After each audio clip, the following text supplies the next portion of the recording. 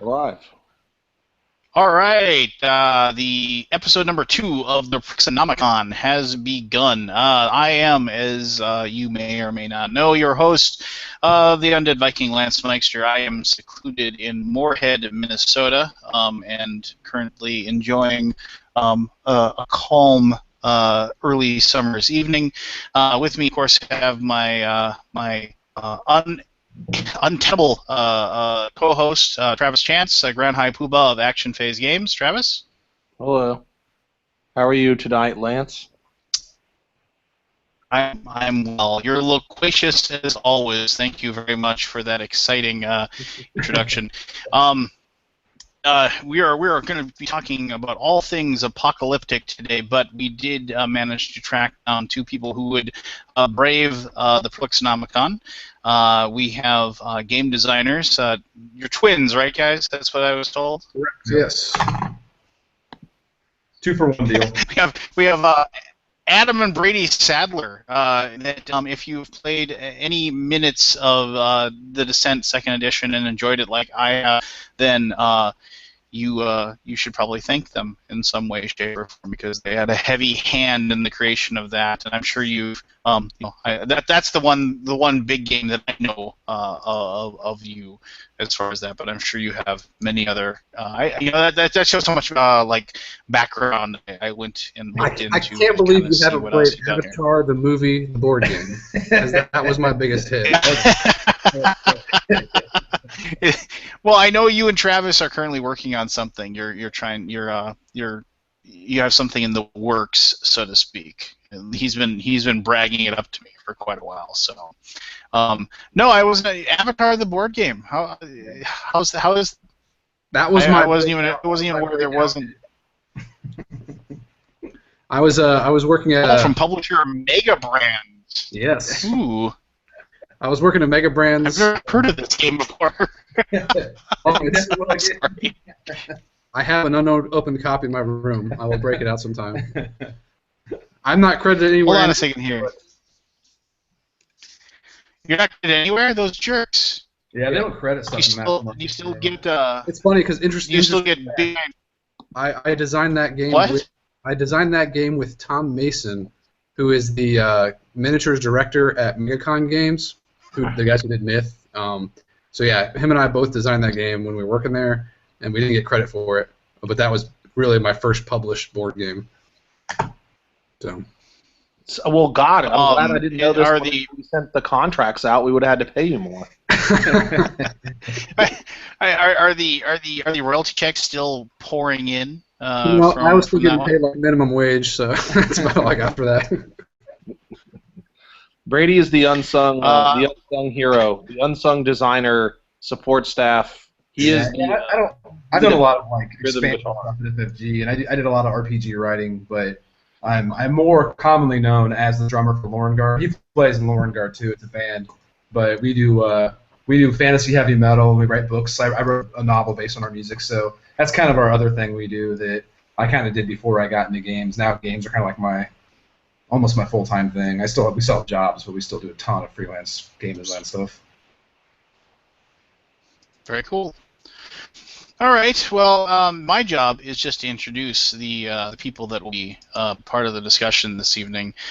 Travis, my loquacious spider monkey friend here, is the one that is in charge of actually getting the ball rolling. So I'm going to turn to you, my friend, and roll with it. All right. Tonight's topic, the apocalypse. Boom. Roasted. So we're going to talk about various end-of-world type scenario stuff. Clearly, this is just the catalyst for this is the recent Mad Max release, which I know all of us have seen, so we will not be ill-prepared in our ability to discuss this. So yeah, we will talk now about the apocalypse. So what is your Adam, what is your favorite apocalyptic setting? Oh, I know it's kind of overdone these days, but I always like the zombie stuff. I thought you were going to say Avatar. Oh, Avatar, yes. resources and So you like the zombie apocalypse, like Walking Dead type stuff, or? yeah, I actually enjoy The Walking Dead quite a bit. I don't, I like the classic zombie stuff. I'm still waiting for a good, like zombie board game. They've always been like so many different games that kind of touch on little things you like about it, but there hasn't been that perfect one for me that actually makes you feel like you're in a zombie apocalypse. Yeah. What about you, Mr. Brady? What is your favorite apocalyptic game?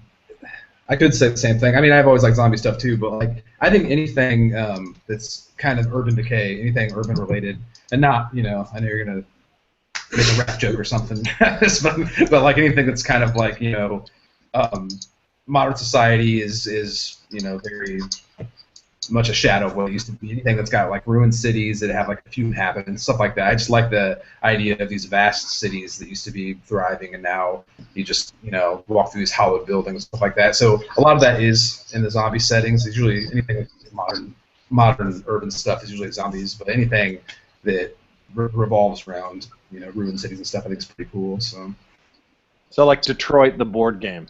Detroit, the board game, yeah, downtown Detroit.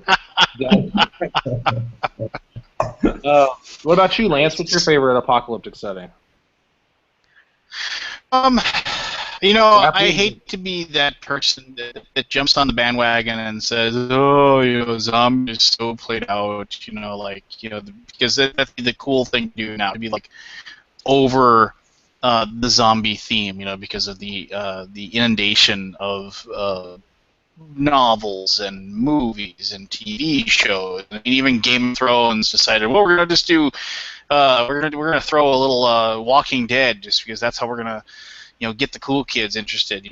Their last episode, and so I kind of buy in, but I do buy in a little bit. It is a kind of a tired theme, as was just mentioned. I still am waiting as well for like a perfect zombie game that really feels that actually feels both the tension of like things constantly the zombies moving, not fast zombies. I think fast zombie movies are very poor. I think it's cheap. It's just like all of a sudden we're gonna just basically make all these like what is it 24 days later, or what was the movie 28 days later, 24 hours later, 24 days 16 still, I mean, a good movie. Sandra Bullock. 28 days. It was Sandra Bullock. It was 9 months with Hugh Grant. That's right, 9 months with Hugh Grant. That was the movie that I was thinking about. Nice. But so that's cool and all, but I mean, it's like, I don't know. I don't like that because it seems cheap. I like the one thing I like about the show Walking Dead, which I haven't really watched that much of, but the one thing I actually have appreciated about it is they still have slow-moving zombies, which I think is a very, very fair way to do it. The zombies get you just by having millions of them, not the fact that they're fast and they can trap you and stuff. But that being said, the genre of apocalypse that I wish people would explore more is actually, and not, I don't like the pandemic thing. I don't like, the super virus. The idea of the rapture or whatever is kind of neat and everything like that, but I don't like heavy-handed religious themes. What I've always liked, I've always liked the giant meteor. Like the bolt from the blue, basically. Like I remember reading a book called Lucifer's Hammer, which was a really, really good book about this giant like comet or asteroid coming to destroy the planet, and then people trying to to avoid that. There was a couple of movies like 15 years ago. One was about a comet, and the other one I think was about the one had Bruce Willis and just going off to stop the asteroid, but there was one, I forget what it was called. Deep Impact, that's what it was. Deep Impact. Well, Armageddon was the one that came out, and Deep Impact was about the giant comet that was going to hit the Earth and things like that. And I think the reason why I like that more is that it's an actual believable threat. I mean, yes, it's like one, and it's actually happened. I mean, we have proof that a meteor, struck the Earth, hundreds of millions of years ago, and most likely, if you believe the most common theories, brought about the end of the dinosaurs. There was an apocalyptic scenario that actually occurred, and I kind of like that. Whereas zombies, as much as anybody wants to try to believe that zombies are going to be real, no, that's not going to happen. Depending on what you believe, as far as your religion. What? I said, clearly you've never been to Florida. What'd you say? Oh. Clearly you've never been to Florida. That shit's been going on for a long time there. Every time, I posted something recently on Facebook about this couple that were selling real estate on the moon and they got arrested. And this dude is as close to a zombie as. Did you see it? Did you guys? Was that the guy that was? Well, yeah, I think I saw that too. Where the guy was basically, he said that just sinew. He looks like his whole face is just made of the stuff your ankles are made of. Like everything in his face and his neck is just ankle tendons. So, but you know what about that, Lance, is that you like that theme. But is there really like a game that's like post-asteroid? Like, because it's almost like that's like a pre-apocalyptic.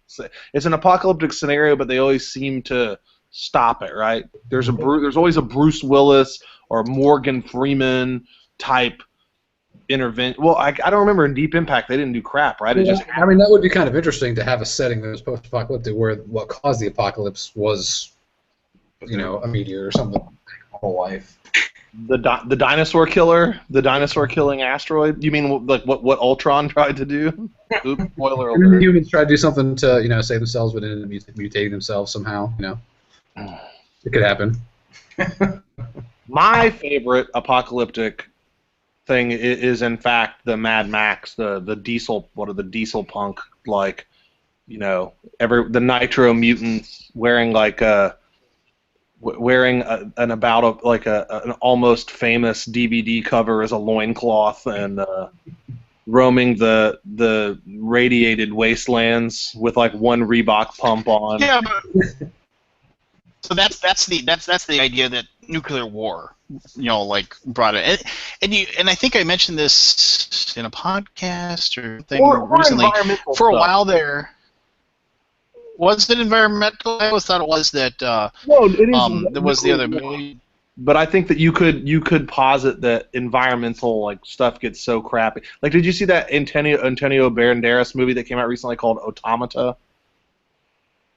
No. It was like the world, like the environment just got so horrendously bad.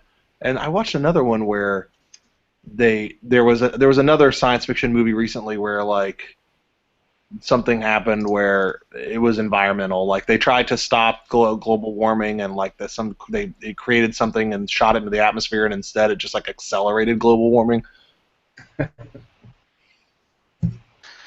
That sounds. I don't know.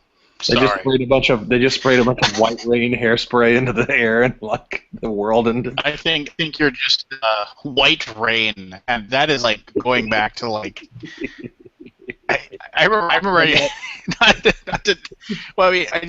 rain. That was I remember my sister always had bottles of that shampoo and conditioner that was always in my shower because we had a shower when I was growing up, and they always had white rain conditioner and white rain. What was that stuff? Is that even around anymore? Now I gotta Google that. Hold on. I'm pretty sure if you go to the dollar store, it's probably still. I don't know if you remember Aquanet, and they had this. Their pattern on the hairspray can was like a grid. It was like Tron. It was that was they had the same marketing plan as Tron. They sell those at Target right next to the Ethernet cables. Yeah. Brady had a little. Brady experienced a personal problem trying to get his. I don't know, Tandy to work earlier to stream live footage on it. Oh my gosh, there's different brands. White Rain shampoo here. I'm just looking. There's apple blossom, coconut hibiscus. Go to whiterain.com. There's 1,000 different varieties. White Rain moisturizing shampoo, energizing citrus. Sunshine Road, Lavender Escape. People have posted reviews of it on here. Did you say revitalizing citrus? Revitalizing citrus. That was the most masculine thing I've ever heard you say. Coconut hibiscus. Oh my God! Well, look, there we go. White rain survived the recession, so Brady, if White Rain can survive the recession, you can get your name on the box of Avatar: The Board Game. Hey, Deborah Green of Savannah, Georgia, on October 8th, 2014, said, "Love your products. 5-star rating for coconut hibiscus moisturizing shampoo." Well, Robin from Nicholasville, Kentucky, on October 5th, 2014, said, "I love the hair products. 5 stars." All right.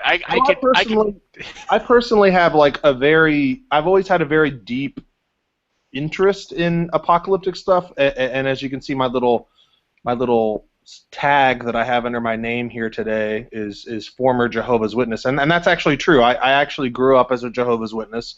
My father's side of the family are Jehovah's Witnesses, and I don't know if you know anything about Jehovah's Witnesses. Beyond the knocking on doors, and it's let me tell you, it's the best religion to grow up as, because you just get to hear people tell you what you believe in constantly. They're like, "Do you know Jehovah's Witnesses believe that when you die, baby owls come out of your body for your soul?" It's like, no, I never knew that in the lifetime of faith that I have devoted to this religion, that was what I believed in. Thank you so much. No, I did not know I didn't believe in Jesus. Thank you. So they are very heavily invested in Revelations, the Revelations portion of the Bible. So they have been sort of sitting here drumming their fingers on their desktop, waiting for the end of the world to happen, and that's what they believe. They believe that Armageddon is going to come, that the wicked will be destroyed in this epic, grotesquely, it's like, what if Eli Roth filmed like a biblical movie? Like, that's what the last 20 minutes of it are going to be. It's just going to be blood and people dying and all this horrible stuff. So I grew up believing in that when I was younger, until I got into about high school, and I was like, I would way much rather have sex with my girlfriend than believe in this. So I stopped believing in it. And so, but still, like that's ingrained in my brain. It's like a part of my. I would still say, if like the end of the world happened, like if Armageddon, like if my religious father was correct, I would just be like, God damn it, really? Like, damn it! I managed to do this for half of the time, and then I had to go off the path, and now I'm going to be my bones are going to be picked by birds. They have this thing in the Bible where it says something about like all the birds will amass in the heavens to essentially just descend upon people and pick their bones clean. Scary stuff. So I think that is partially why I have an interest in the apocalypse, because I had a genuine, horrifying fear of being killed by God growing up. God, the ultimate. Well, I mean, let's be fair. I mean, read the Bible. Like when as a kid, like if you went to Bible school and you did your thing or whatever, and when you actually like took the time and like, oh, I'm gonna the first time you like listened to a Black Sabbath album or something, you're like.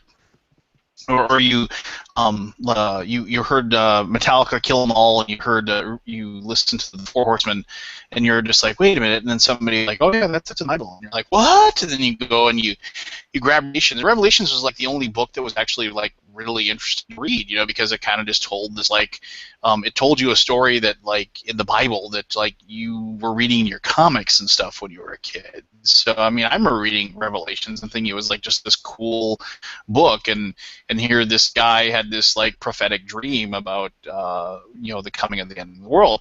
And the thing is that if you want to, even Rand says in Ghostbusters, every religion has their own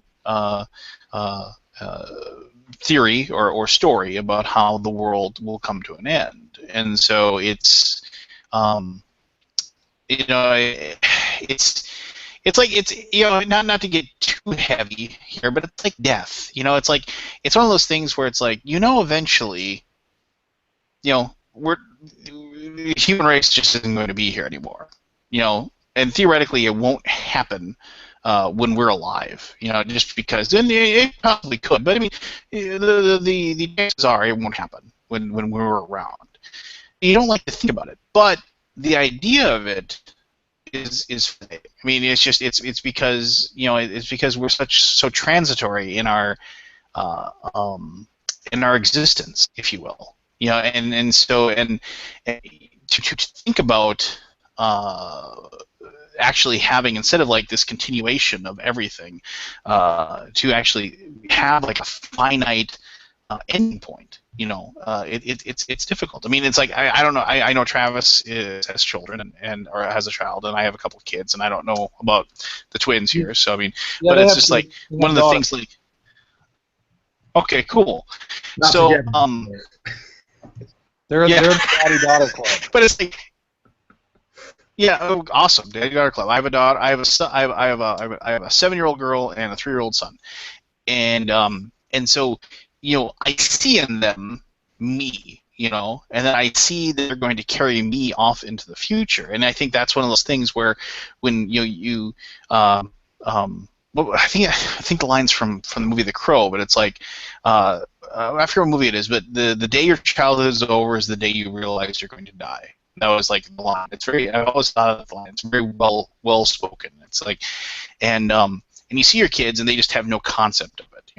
They're just having fun, and they're enjoying life, but you have this kind of like awakening and this realization in your life where like you realize that you're going to get X amount of time, and then you're going to be done, and then theoretically, hopefully, maybe something more, something, who knows. It's tough to think about and stuff to talk about, but when you have children, or when you have, and even if you don't have like logical children, but if you have friends, or if you have people, they'll carry on the idea of you off into the future, and it will continue. But when you actually have to stop and think about the idea that everything is done, it's very scary.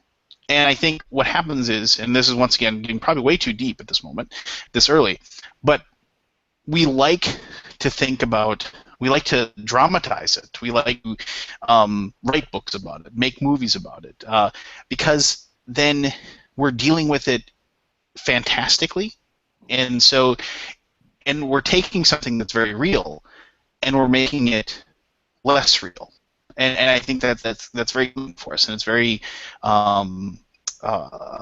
it helps us to come to grips with it, and it helps us to understand it, and also it pushes away the reality of it as well, and that's kind of like one of those weird things where as humans we're constantly pushing the things that suck. That would creep into our life, that make us sad or upset or anxious. We're always trying to push those things away and not trying to think about them. And that's why we play games about the end of the world. Nobody's playing a zombie game and thinking, oh, someday this is going to happen. No, you don't think that. Nobody goes to a movie about pandemic or like 12 Monkeys or whatever that one movie was with I forget what it is called, with Julianne Moore or whatever, and thinks, oh my God, Outbreak. Yeah, nobody goes to that thing home and then come out like, oh my God, that's going to happen. No, you go there and you see it, and you're like, okay, here's this fantastic idea about this possibility of the end of the world. But that won't happen because it's a movie. Movies aren't real. And I think that's why we have a weird fascination with it, because we want to push away the kind of macabre, grim reality of the end of human existence. Sorry to put a down note on the whole thing. I think that brings up an interesting point too, with something that I just thought of about movies and stuff. Probably my first. You guys were talking about your first experience with the apocalypse.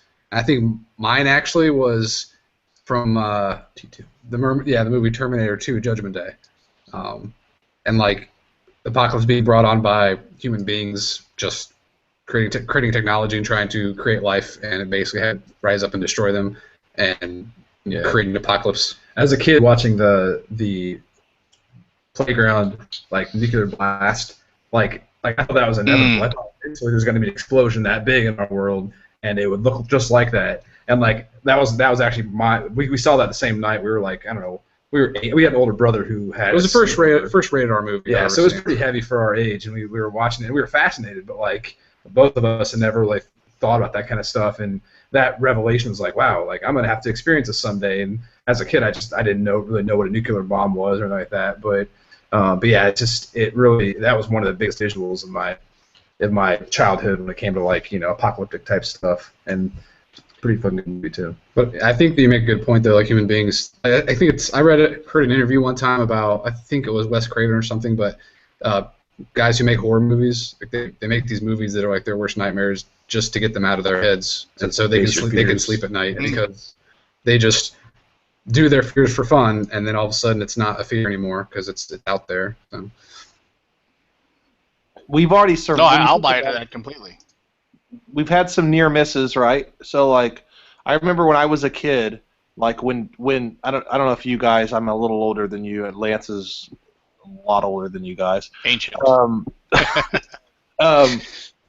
Whenever George Bush Sr. gave Saddam Hussein the ultimatum that he was going to, come in and mosh them, I remember my dad came in the room. I was in middle school, and he's like, "The world is ending tomorrow," and then he just left the room. And I was like, I didn't sleep that night. I was like, "Oh my God, it's happening! This is crazy!" And like, I just laid in bed all night, terrified. I'm like, "I'm gonna die. I'm not good enough. I was humping a pillow 2 weeks ago. He knows. God knows. He saw me.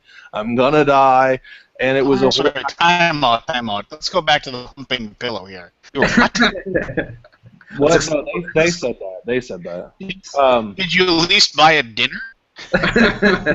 No, but I did pay for its laundry.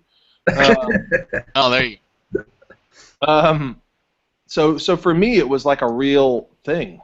And then look, we survived Y2K. Whoa, that was a close one. I was working as a busboy that night, and I was like, "Are we gonna be able to get home tonight?" Like our car won't recognize us. Oh, what a! I remember I had a buddy of mine who shaved his head into a mohawk and had somebody write in Sharpie along the sides of his head on both sides Y2K compliant, and he went out partying that night. It's like what an idiot. Yes, whatever. That was what it was. But yeah, I mean, I think like for me growing up, what it was is it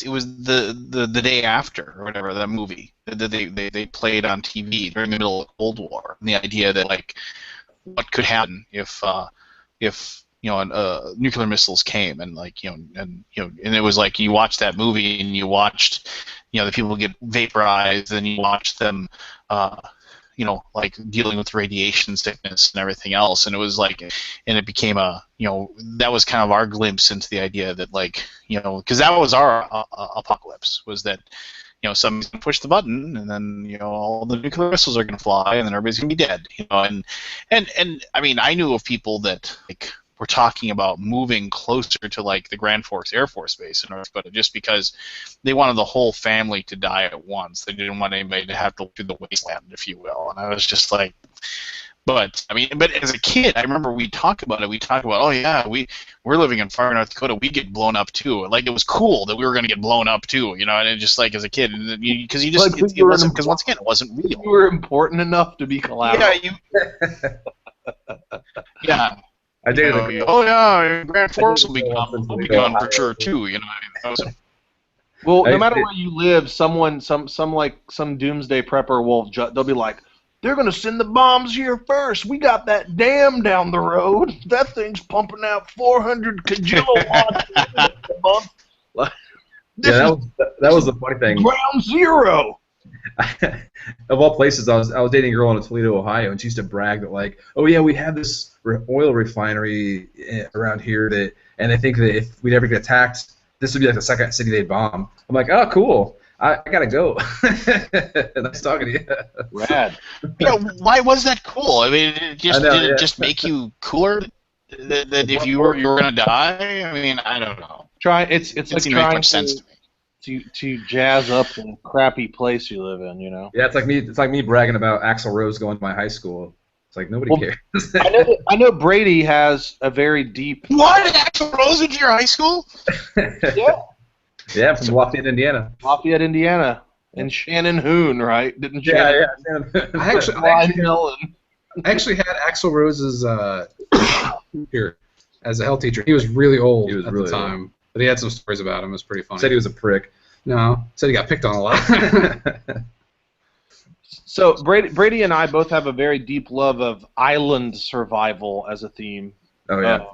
And I think that ties into my I hate zombies. I really think zombies are so boring. Like I get the whole Romero thing, like, and why people like those. Can Brady tell you why you're wrong? No, I'm not gonna tell you you're wrong. But like the thing about zombies is I always hear it lumped together with apocalypse stuff. It's like, I mean, Romero is a good example. Also, Resident Evil, the first Resident Evil game. Zombies are cool in an isolated environment, not like a global catastrophe. I think, because like, I mean, yeah, like Resident Evil, where it's a mansion where there's some experiments going on. That's spooky shit. You know, it's not like in survival. Also, you mentioned island survival. That's the key element I like. I mean, like apocalyptic stuff's cool and all, but I really latch on to survival stuff. Like, you know, just manning the elements, and if those elements happen to be shambling corpses, that's still kind of cool, I think.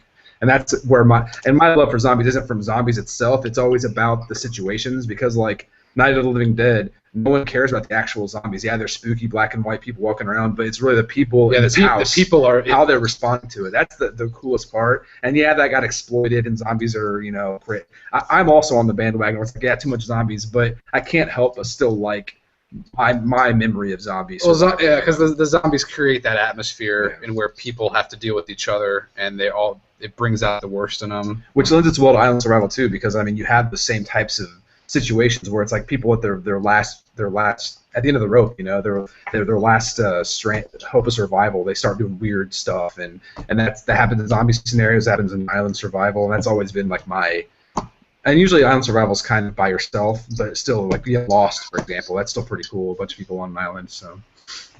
Don't get us started on Lost. The show after the first season I didn't watch, but the first fifth was cool. Go ahead, Travis. Sorry to interrupt you. The third episode of the first season is as good as television ever has been. The first lock, where you know, don't tell me what I can't do. When you see the whole thing and you've seen walking around and everything like that, and then like they show his background and then how he went on the Australian Outback adventure, and then you find out that he was paralyzed, but he isn't paralyzed on the island, so you can. Spoiler alert! No, I must have missed that. I must have missed all of those episodes. The desert island thing. The guy did the game Lifeboat, which is actually a really good game from Guerrilla Games. I can't think of his name right now. He did a game called Jeff Siadek, yeah. Yeah. He did a sequel to it. The same people from the Lifeboat making it to the desert island. Very, very good cut game of not. It doesn't really do the like we gotta survive on the island kind of thing really well, but they do very well the premise of, like, you know, bringing out the worst in you, because when you're trapped in a weird spot. And I know of a game, just because the people that are publishing it have contacted me, of a game called Seventh Continent, which is oh man, I can't remember everything about it right now, but it is going to be about being on a weird kind of, you know, survival, like, island type of mentality. It sounds really what's I'm looking for? It's very audacious, because like they say the game can last days, like literally days of playing if you let it, because it doesn't have like a set. Here, let me hold on. I'll read you what they've told me about it here. But it doesn't have like a on their sell sheet. He's like, it says an exploration, cooperative and competitive board game. Play explorers in the early 20th century who discover a new continent and become cursed Now they have to explore the land, build tools, find food, and solve mysteries until they find a way to either lift the curse or die trying. And it says the full game can last up to 20 hours long. So it's just like it's like almost like an experience. I'm really excited to check that out. Who knows? Did not make any design decisions. Everything but the last part sounds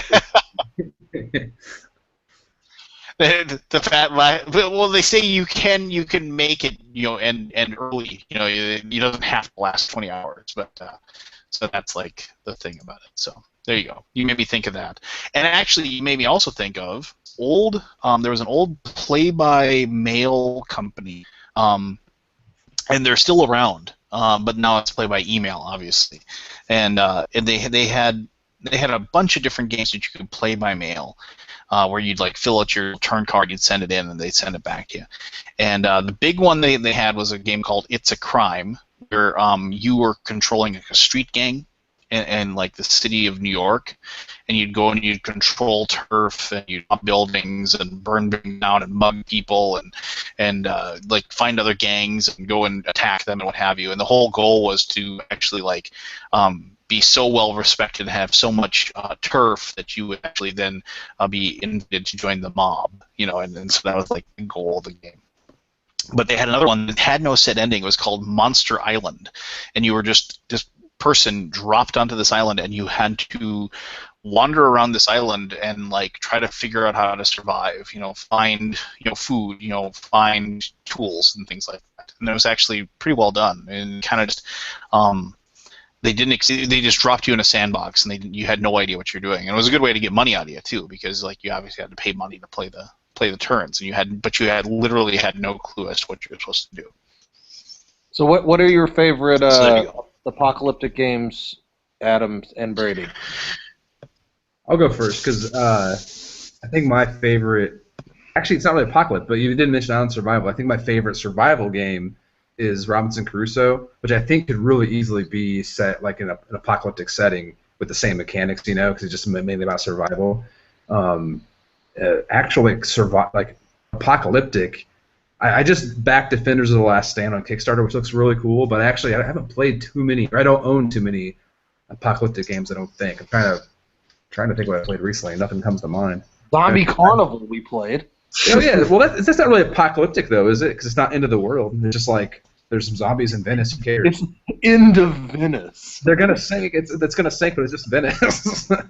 We're just targeting Venice. But that was pretty cool. That was a cool game. But I'd have to say Robinson Crusoe just because it's close. What about you, Adam Sandler? Yeah, I'm Billy Madison. Happy Madison board game. Billy Madison is his favorite. Happy Gilmore. I'm having trouble thinking of a real apocalyptic, like a really good apocalyptic game that I really dig. Sure. I know one that's like pre-apocalyptic is like Shadows of Brimstone, a game like that where there's apocalypse coming out of the mines, which is going to ruin the world, and a game like that is really cool to me. I love that game.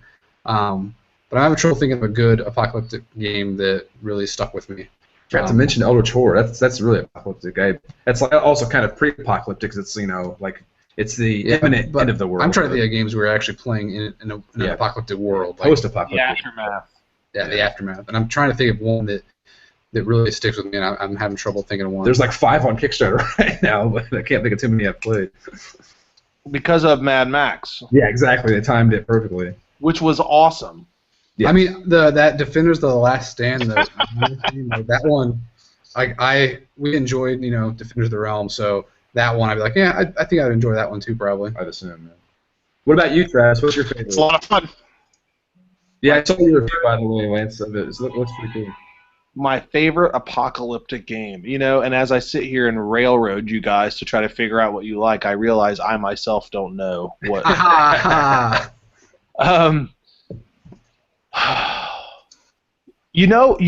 Probably, would you say Dominant Species qualifies, Lance? Because because that's way too much of a straight Euro, and you're really not killing anybody. I would say Post-Human is a good game. There was a game actually that Well, that's still. I mean, I have a copy, obviously, a pre-published company. I'm trying to think of the name of a game here. I'm gonna have to. My brain is farting out on me, so I can't remember the name of it. I did a review of it a long time ago. It was a zombie game that was like pandemic zombies, technically. Oh, was that the state of, or what was that? State of Decay? Zombie something State of Decay? What was that called? Zombie Nation? I don't remember. I own a copy, and like it's like I can't. It's still somewhere. Hold on a second here. What was it called? I think it was State of Decay. That's what I'm thinking of. It was like pandemic, but with like zombie. I think it was zombie something diplomacy or whatever. Diplomacy of the Dead. Zombie state diplomacy of the dead. That's exactly. Back when games didn't have. Back when you didn't have a Kickstarter and they didn't put this up themselves. Big mistake.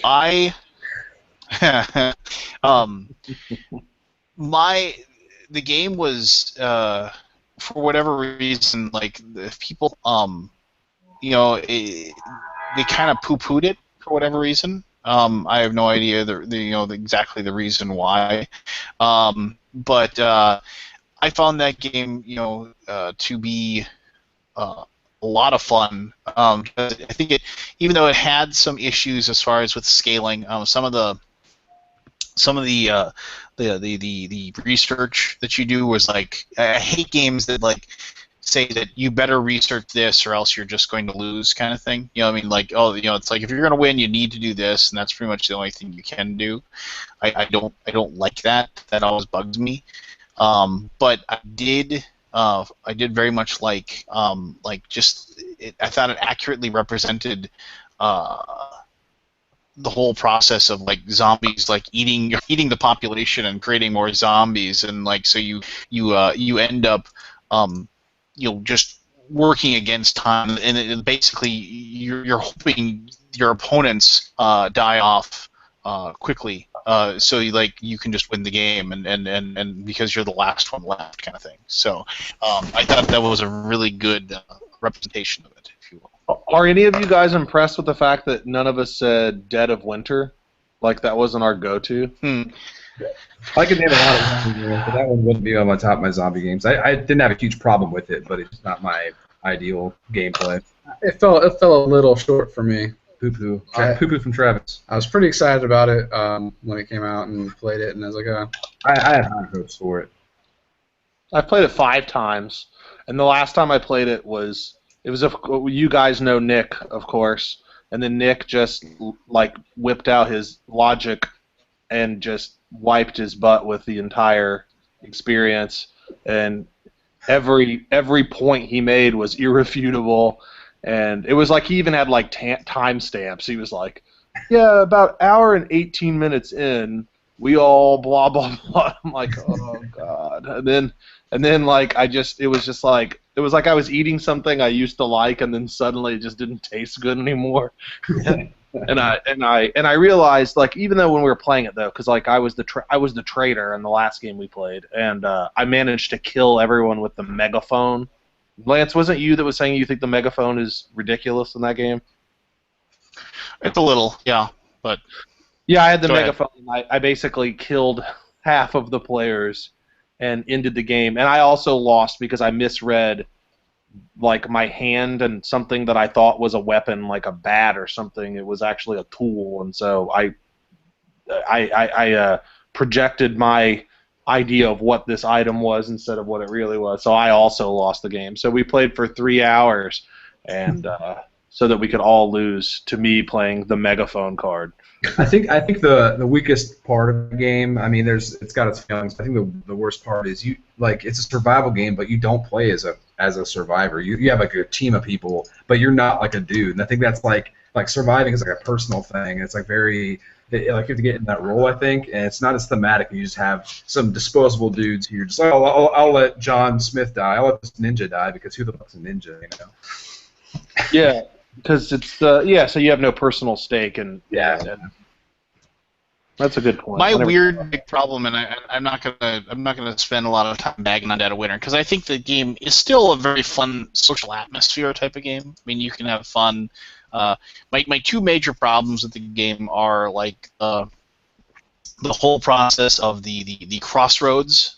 It doesn't happen enough, you know. It's like, oh, I'm gonna okay, and, you know, and some of them are kind of neat. Like if somebody yawns at the table, then you do something or whatever. But like most of them are just like, oh, is this guy being played right now? No. All right, put it back. You know, it's just like, oh, is this person in the library right now? No. All right, put it back. You know, it's just like so you end up like not them doing anything, which I think is kind of annoying that it doesn't happen.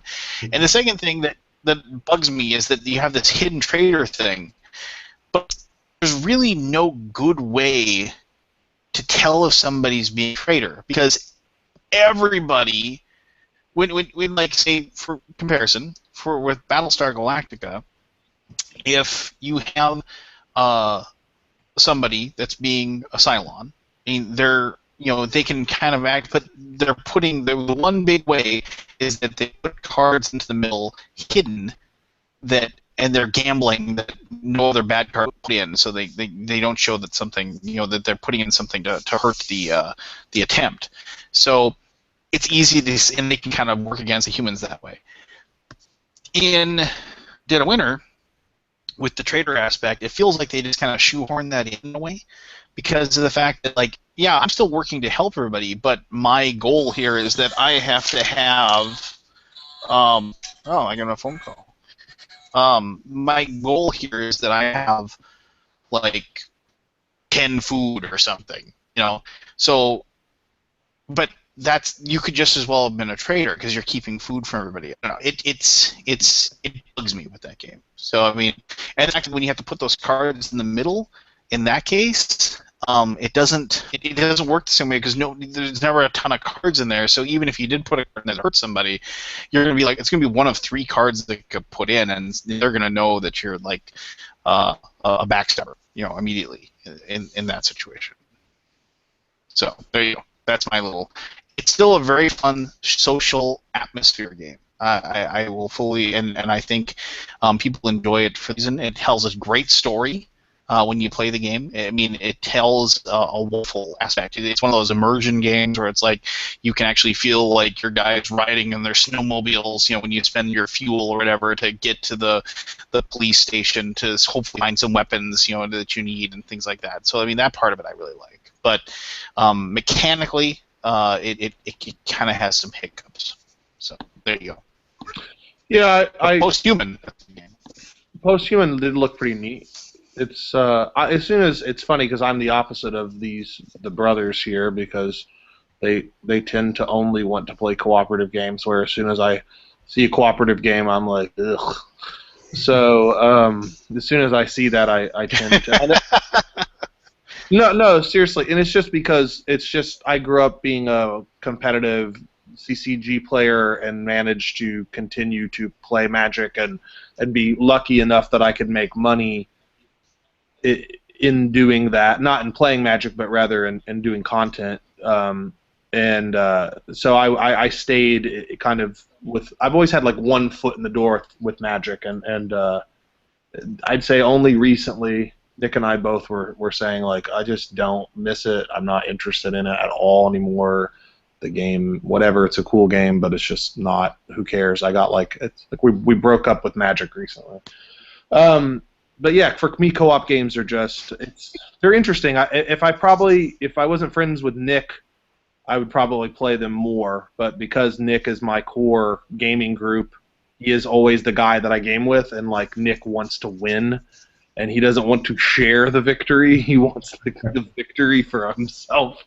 To him, sharing the victory is the worst kind of loss. So, that's funny. It's kind of strange because the only competition that I enjoy is one-on-one. I grew up as a huge miniatures gamer, tabletop war gamer. I played Warhammer, War Machine, Warhammer 40K, all that stuff. I was all into that style of gaming. That's what got me into gaming, and I still like to play at games. But for some reason, the group competitive atmosphere doesn't usually entertain me too much. I don't know why. Like I like group cooperation, but when it's competitive, I like to be one-on-one. I don't think I have a competitive bone in my body. I usually play. Like you say, you play to win. Like Nick plays to win. I think I play to lose. Like I usually play games just to have a weird experience. Like I like to do weird things. I mean, co-op works well for me because I like to survive against really weird odds. I like to be underdog. So I like to play really hard cooperative games. So if I lose, it means that ups the replay value for me. I'm gonna try it again later. So, but I still like some. If we're playing some role-playing game and we have, a complete tool set to make your optimal character, your fantasy character that you want to make, your optimal character. Brady's going to make a naked halfling with a dagger like this. He's not naked. He's like an apron or something. Or a vest on or something. That's like all he wants is just, I'm going to survive with this butter knife, and that's going to be awesome. And I don't like how they don't like give hero classes like cook. I don't want to be a rogue. I want to be a cook or a chef or something. you want to be like. Sounds like you want to play Warhammer Fantasy Roleplay. Oh yeah, yeah, exactly. Warhammer Fantasy Roleplay, roll randomly and like. That's what got me into FFG. I got a job doing it. That's awesome. I mean, I just remember playing like the old school one, and like you'd get the it's like, oh, and what's my starting class? And it's like, oh, I didn't get a knight. Oh, I'm a camp follower. It's like, oh, excellent. Or like what, like the charcoal collector or something, like what was one of them? Like you going out and they collect like the remnants of fires that the people can use as fuel to cook food and stuff like that. It's just like that's the role. Well, if you gain a level, if you somehow manage to survive that long, then you might be able to become a cut purse. Just like, oh, okay, cool. That game did show me though the beauty of flaws in role playing characters. Like the best character I ever played was a guy he started with an insanity and he was I'm blanking on the word, but he's scared of people. Agoraphobic. Yeah, he's agoraphobic. So it's agoraphobic? Yeah. There's something I can focus on for my character, and all of a sudden, every time we go somewhere with a bunch of people, my character starts freaking out. It makes it more fun, I think. Yeah, role-playing games. Yeah, having a not crippling, but having a noticeable flaw of their character is, and not just like something stupid like, oh, I just hate people, no, I mean like have it like expanding on it and creating something like same deal like when I was running a Warhammer fantasy role-playing game. One of the guys was just like a pyromaniac, but not like burned down the house, but he was like just always like just burning little scraps of paper and stuff like that. He just couldn't stop himself, and it was just kind of like a little side thing that he always did, and it just kind of made the character something more than just the stats on the page kind of thing. So I have not played a role-playing game since high school. And I really, it's funny. My grandmother, I lived with my grandmother when I was in high school, and she used to take me to Walden Books. Do you remember Walden? Oh yeah. Oh yes. And I would go to Walden Books, and she's like, "You could have anything you want," and I would buy White Wolf role-playing game source books, and I never played one of those games, and I had like 40 of them, and I just read them. I still know. I'm like, oh, Jimichet, Nosferatu. Like I know all the different Vampire the Masquerade, the different types you can be. I know what they mean. I know, like I still remember like, oh, this one has celerity or whatever. And the one that I played was I liked Shadowrun, which, looking back now, my taste as an adult, like Shadowrun is a tremendous affront because to me it's like they made no decisions. They're just like, wouldn't it be cool if like there was just a game that was just like everything that was cool? Like, what if there was just like a hobbit and he was a hacker and a drug addict and a dragon? Well, no. Shadowrun. FASA actually had a very, very distinct plan for Shadowrun, and it tied in with their Earth Dawn game system as well, and they were going to make a middle one as well, which never came to fruition. The Earth Dawn world was the same world as the world we're living in now, but it was like before when magic and everything was real and it was there and it was part of the world, and then the world became real, which would be they were going to have a system that was like real world type of thing, and then they had a repeat of it in the Shadowrun world where magic came back in, and so they're going to have the magic world, they're going to have a system that was the technology world, and then they were going to have a world where they both combined. And FASA, of course, sunk a ton of money into their BattleTech line, and it just at the completely wrong time, and they ended up losing their shirt. So it never came to. So they had a goal, but they beginning and the end, but they never did anything with the middle. So there was no conjunction there. That. I as soon as Shadowrun Crossfire, I heard about it. That was literally the first game I bought at Gen Con that year that came out. So I was. Was it good? I have never played it still. You know why? Because it's a freaking co-op. Bring it up. Let's play it. I'll be right back. Why are you holding imaginary basketball? What's just happening? I can see Brady looks so tired. I can see his eyes that he's tired. I'm Brady. I'm not tired. He's Adam. I'm Brady. I know you guys. Bring Crossfire over. I want to play it. I know. I don't have a crush on Adam, so believe me, I know who you are. Brady is the only person I know that texts me at 8 in the morning other than my wife.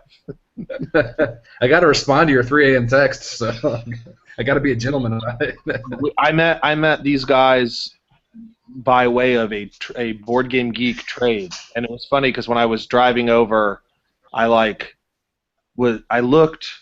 before I drove over, I looked at your account just to see if you had any other trade stuff, and I saw Game Designer, and I go, oh, here we go with these freaking this guy's got some crappy game he made in a bad prototype. Maybe he got motivated enough to spend $400 to make one copy of it on the game crap. And then, sure enough, I showed up, and I fell in love, and that was the end of it. Yeah. It's a happily ever after. And there's Adam. He's just kind of in the way, but I tolerate him. That's He's fine. the third wheel. He is. I feel like I'm the twin. I feel like you and I should have been twins. I should have been you. I'm 5 years older than you. I looked down one day, and you were just connected to me, like that guy in Total Recall where he has a little. Quato or Quato. Qualto. Yeah, I tried to pretend like I didn't know the name of it, but I didn't know it. Total Recall remains one of my favorite. How amazing in that movie is when he takes that giant drill and he just goes, "Screw you!" That's pretty awesome. I just remember as a kid the 3 boobs. That's all I remember. What you watch now, they're so little. They're scary. Yeah, they're They're so little. they're all thin and kind of ramp out, but they're that was the style back then. Yeah, that was the style back then on Mars. That's how they Women grew. styled their breasts that way with white ring hair products. I have no idea where Lance just went. He had a phone call. It's probably an emergency. So have you guys seen these? Did you see? I saw this thing today. It's like a product that's on Amazon, and all these people that are fans of the new Mad Max movie, and it's like some sort of chrome spray. Like an edible spray. Yeah, and all these Mad Max fans are just spamming the crap out of this poor product page, and it's pretty funny because the creators of the product are responding to it. So let me see if I can find this really quickly. See glasses reflection. Oh, mine, yeah. I was wondering what that was supposed to be in the movie. I guess it's just supposed to be spray paint or something, but I thought maybe it was something else that I wasn't getting the reference to. Let's see if I can find this really funny. Is this... come on. Chrome spray. Nick was reading me this earlier, and it was just... Oh, yeah, here it is. They're trolling the page. So, oh, God. Here it is. Of course, it's like a clickbait thing, so as I'm clicking on it, it's like affecting you. Me. Wilton Silver Color Mist. That's what it's called. If you have not looked at this, go to the Wilton, Wilton. So get out of here, you jackalope. On Amazon or? Yeah, on Amazon. And if you read the product, the reviews and the comments, it is so funny. So let's see. Okay, so our first comment is, "Oh, what a spray! What a lovely, lovely spray." Then we have, "Immortan Joe will witness me for finding this spray on sale for certain."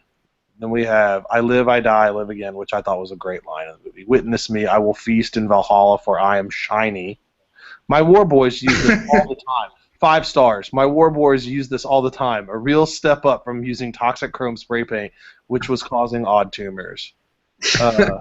Immortan Joe gave it a 3-star rating and then put the word mediocre. One of my war boys used this product 3 times. It was not awaited in Valhalla. Buyers beware.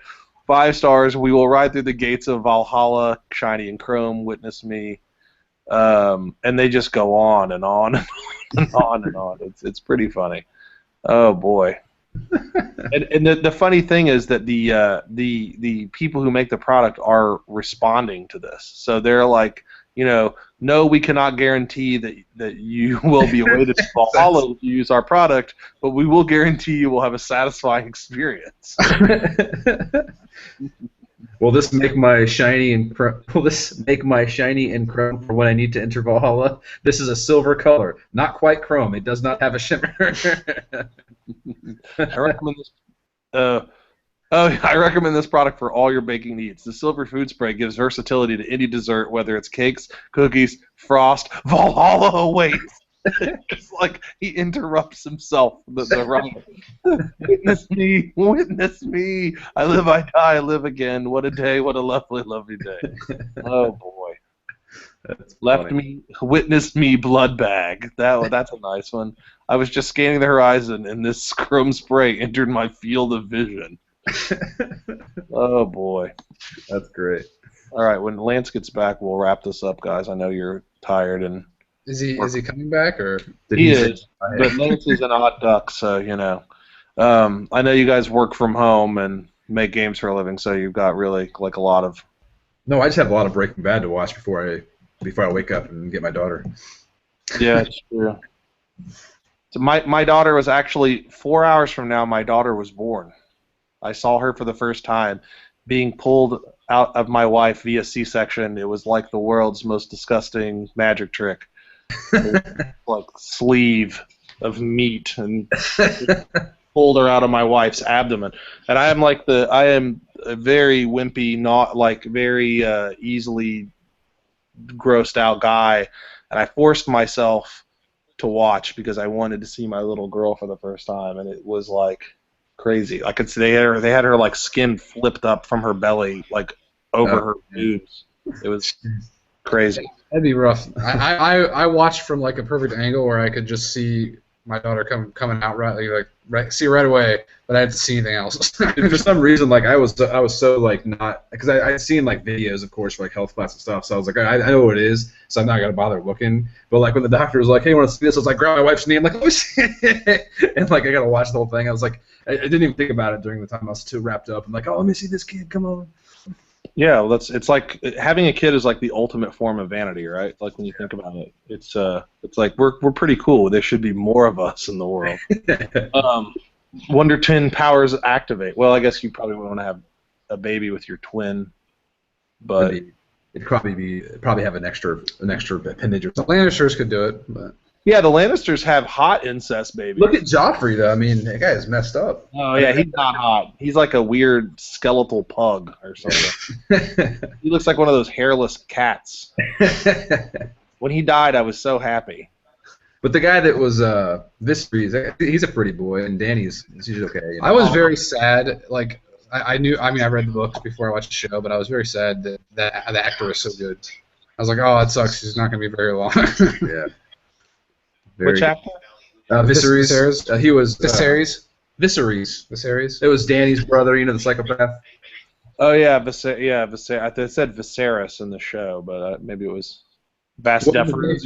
In the book, when I read it, it says Viserys. So. Brady still calls Peter Baelish Petire Baelish. That's what the narrator does. The narrator for the books, who's really good. I forget his name now. He did the first 3 books in the fifth book. I forget his name. He's really good, but yeah, he would always say Patire Baelish. You're listening to Game of Thrones on audiobooks? That's cheating. No, well, I read it too. I just listened to it like when I was mopping floors as a janitor because it was less depressing. Mopping floors as a janitor? Yeah, that's how I worked my way through college. I was 3 years out of college, and I needed to go back to college, so I was like working as a janitor at college. So I like worked my way through tuition. Are you confusing your life with the plot from Good Will Hunting? Like what? Was that smart, maybe? and then one day I came in the room and someone had written a game design on a blackboard, and then I came up and I wrote my game design on the blackboard. And I stole That's it. how the Avatar, the board game, got. Guess what? Adam got all the credit. Just to be clear, Brady had nothing to do with Avatar the board game. That's the one game Adam worked on that had nothing. Well, no, when it was originally rethemed, I actually helped you. A little bit. I gave you ideas. I mean, you made a co-op. You wouldn't have made a co-op without me. Yes, I did. Tom, I'm your co-op. ask Tom Mason. I'm your co-op. Tom, call in, please. I'm your co-op. On this. But this is really hairy real fast. This Avatar game looks really terrible. It's okay. That hurts my feelings, Travis. For a mass market game that's a co-op game, it's not too bad. Components are shoddy. What is this? The pieces representing increasing damage to the mother tree. And it has a copyright on one of the pieces. Everything has to be copyrighted. It's Avatar. Just in case they're like, oh, wait, someone's going to steal this mother tree mechanic. We're going to have to Of copyright. course, regardless of the gameplay, they had to make that like big elaborate cardboard tree because all the mass market cares about is like some. It needs to have a piece. centerpiece. Yeah. It needs to be. It looks like a toy or something. Yeah. It's funny because I designed that game before way before I got hired at FFG, probably like a year before, and I think Descent was actually almost it was on the way to the printer when I finally got a copy of Avatar and played it for the first time. I was like, wow, this is a long way from what I'm doing now. It's funny. I'm looking at this at the bottom of the box, the basis for the mother tree, the dice, and the cards deck, and then it just says one guy. It's actually called the home tree in the movie. Oh, the dreaded use of the word actually. No one ever uses the word actually unless they're going ready to be a-hole. Like it's just someone rubbing feces in your face. That's like that word is like that is how it is used. All right, Lance, what are you doing? I can hear him in the background. Lance always has exciting things going on. Like one of his kids was having like night terrors or something the last time we did this. So Brady, you liked Avengers. So we've had our second disagreement. The first one was. You gotta admit, though. I mean, as much as you didn't like Avengers, you gotta admit there was some really cool parts. There were some things that were done right, you know. Ultron's plan was cool. Yeah, his plan was cool. His voice was cool. James Spader's voice is pretty. He was like a sassy robot. Like I was. Yeah, it's great. That's cool. I liked it. No, but like I mean, it's mainly that's what Robert California was trying to kill the Earth. It's Robert Kazmisius. Just waiting for Ultron to say, all life is sex. Yeah. No, but like the problem with me is like I'm super easy to please when it comes to movies. Like I watch like any movie in front of me. The only movie I've ever complained about really hated Pandorum was made of Honor with Patrick Dempsey because I was made to watch that with my fiance at the time, Sarah, and her mom, and her mom's like, "This good movie's so good," and it was the worst experience of my life watching the movie. But like, I'm really easy to please with movies, especially comic book movies, and any comic movie that has Vision in it, I'm just like sold immediately. So I loved Age of Ultron. like the ugly version of Vision. Yeah, yeah. I mean, I like the white version better, but like I thought they made him. Whoa, Caucasian version. Whoa, we don't. We tread lightly on the topic of race on this show. Did you enjoy Captain America: Winter Soldier? I thought it was okay. Like I thought it was fine. Like the big reveal in the movie, I thought was just totally idiotically lame. But like the action, the fight scenes in that movie were Yeah, really unique. The choreography felt really heavy-handed, like really not like in a served ways, like more like really brutal. Yeah, like lots of heavy punches and stuff. It felt like Captain America style, fighting style. Yeah, I thought it was fine. It was the first time where like Black Widow didn't feel super lame to me. Like the first time they show her and was like Iron Man or something, I was like, 2, I think, right? It's Iron Man 2.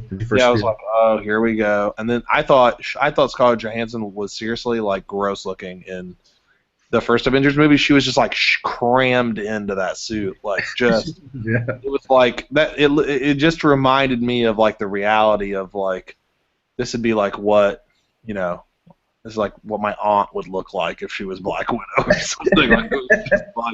It was just not cool, and she was so lame. Like when they have that whole, like when they do the battle phalanx formation thing in the first movie, and it's like Hulk roars and Thor starts spinning the hammer, and Captain America punches his shield, and Iron Man like hits his repulsors, and then Black Widow takes her like 2-bullet gun and goes.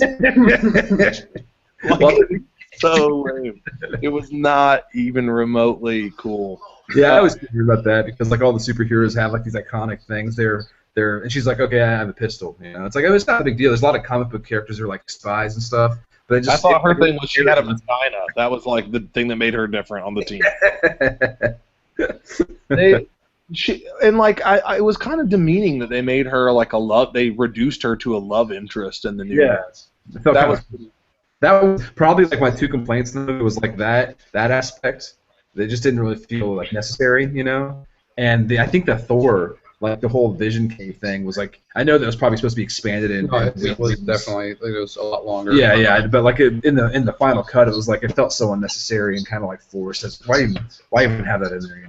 I know that Whedon wanted it in there because he wanted to like have a precursor to the whole Infinity Wars thing, but like it just as it was kind of lame.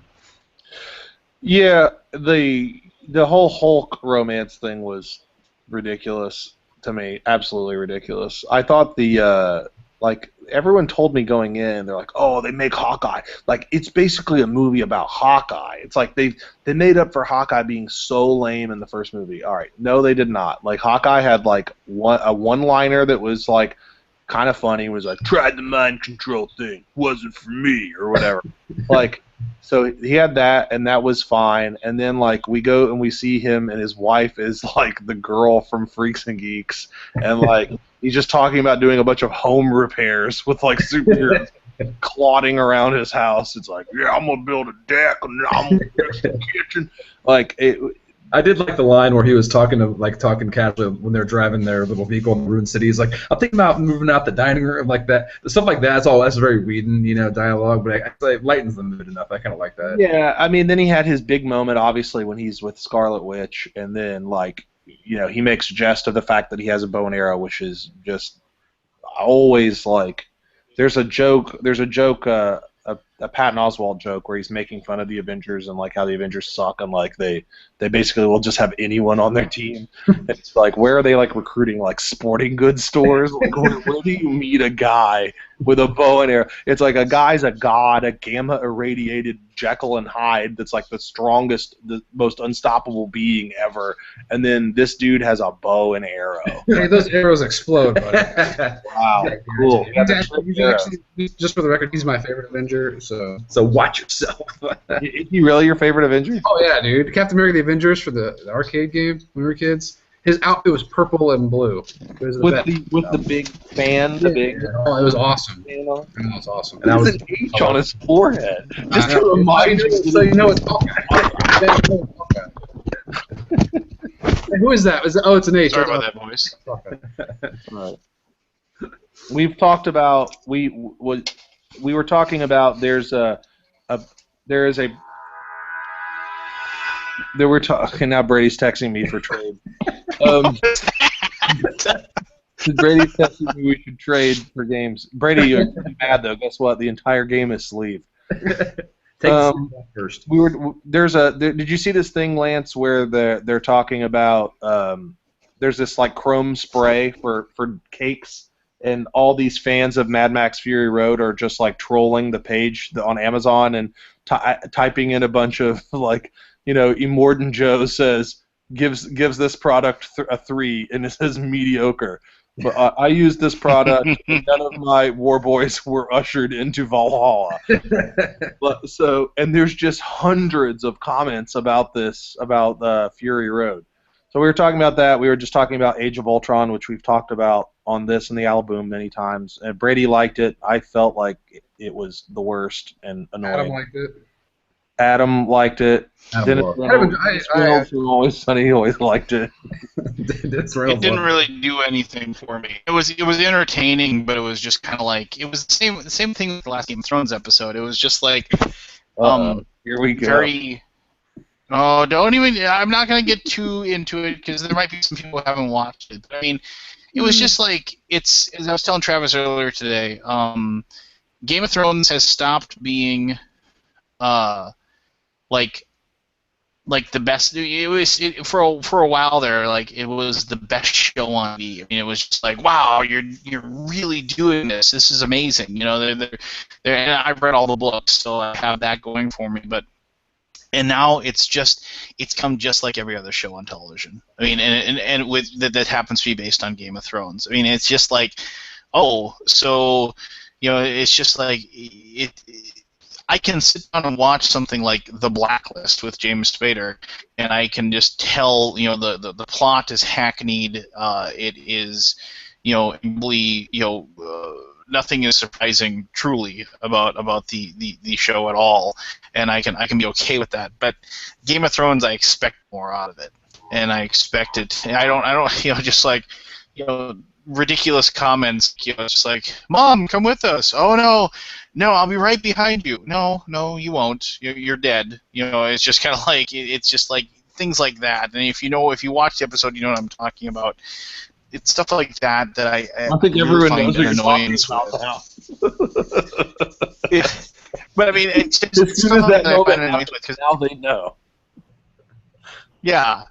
Well, I mean, everybody, you'd have to be ridiculous if you didn't realize that when you see it happen. I mean, it's just it became unfortunately just very rote, you know. I mean, and I'm sure it has something to do with the fact I know what's going to happen to a certain extent, but I mean, there's just so okay. I don't want to, like I said, I don't want to talk too much about that, but you know, I enjoy. The Game of Thrones is still the best show on TV. It's just not, you know, the best show on TV. Like, oh my gosh, you know, it's like better than really Big doing Bang Theory, it's really Lamb? amazing. Oh God, don't start that movie. You should just burn that show alive. The people that watch that, it's just I don't know.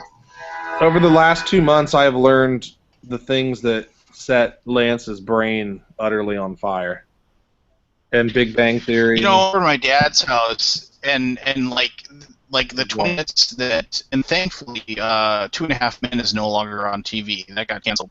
But I mean, my father literally, like, you couldn't talk to him during the half hour that Big Bang Theory was on. He like, and I'd go stop at my dad's house, and it's like, what's going on? Oh, can you come back in like a half an hour?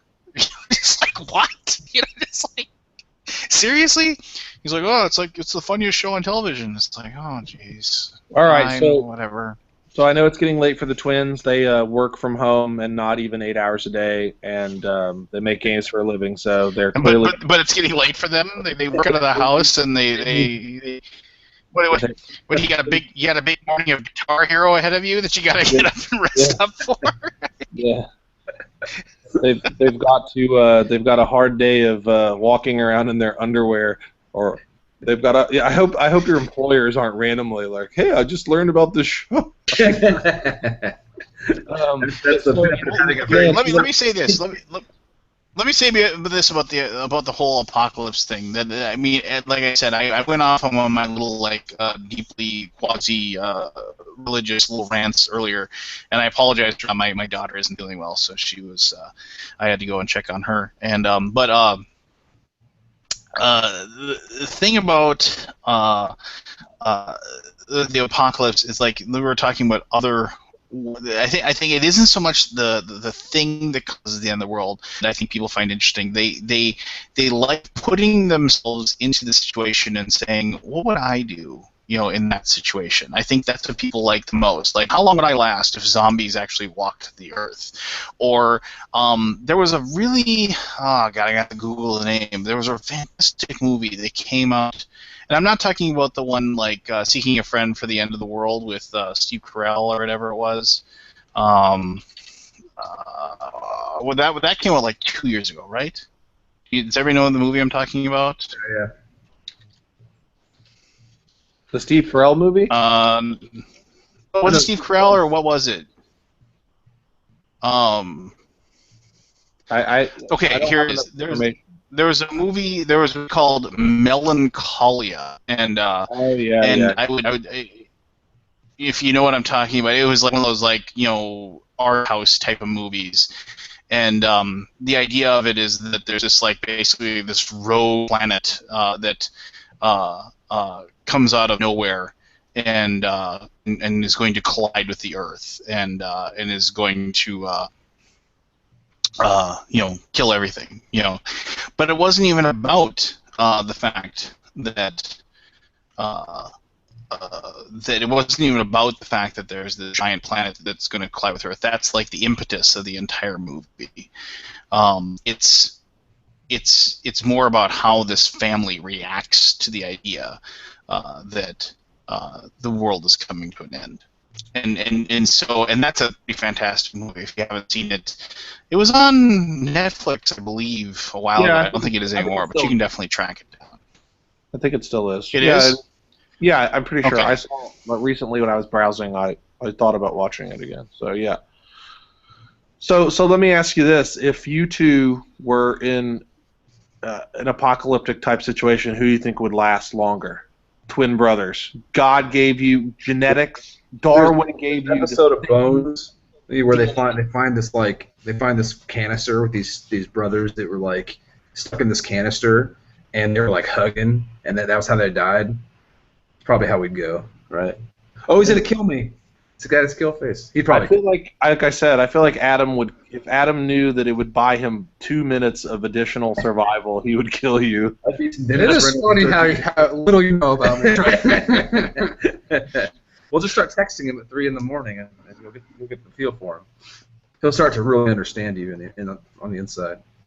So genuinely, what do you think? Do you think that you guys, if there was an apocalyptic type situation, would you guys stick together? Do you think? In all honesty, we'd have a better chance of survival because we are. I mean, it's the same. We play music together. He's a bassist. I'm a drummer. We're always in tune. Like we're like really tight rhythm section. It'd be the same in a survival situation where it's like we'd have each other's back nonstop. So it's like, in all seriousness, there's no way we'd be able to eat one another or something or leave someone behind. So I think we'd have a better chance at sticking together. We played Double Dragon all the time as kids, One time we were at track practice and some guy threw dirt in my face. And Brady literally went behind him and got on his hands and knees. So I kind of pushed the guy, and the guy fell over Brady. So it was like a tag team. It wasn't even like we didn't even look at each other. It was like mental. It was like, well, I got a bit. Are you guys like the twins on G.I. Joe, the one where one gets hurt and then the other one? Interesting. We've only had. This is scary. We've only had 2 serious injuries in our lives, and they're both mirror images of each other.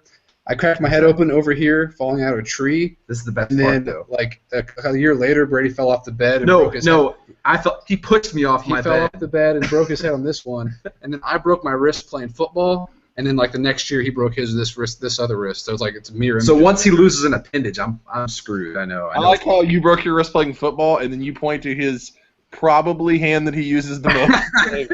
He broke his wrist. We're in high school. Our voices started changing, and all of a sudden this thing just cracked. Yeah.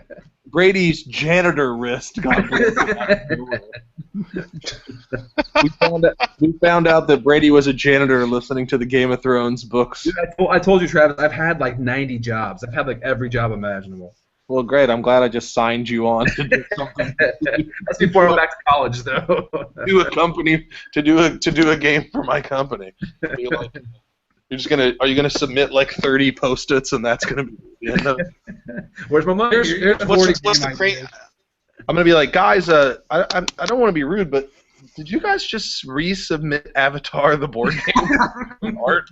I mean, this literally says the mother tree on it with a copyright. And then actually, it's the home tree. I would like to think that if there was an apocalypse, like genuinely in my heart of hearts, I am so in love with the idea of being put in a situation where I would have to see what I'm actually made of, like what Lance was saying. Like, and it is true. I think that is why people like those situations, like survival stories.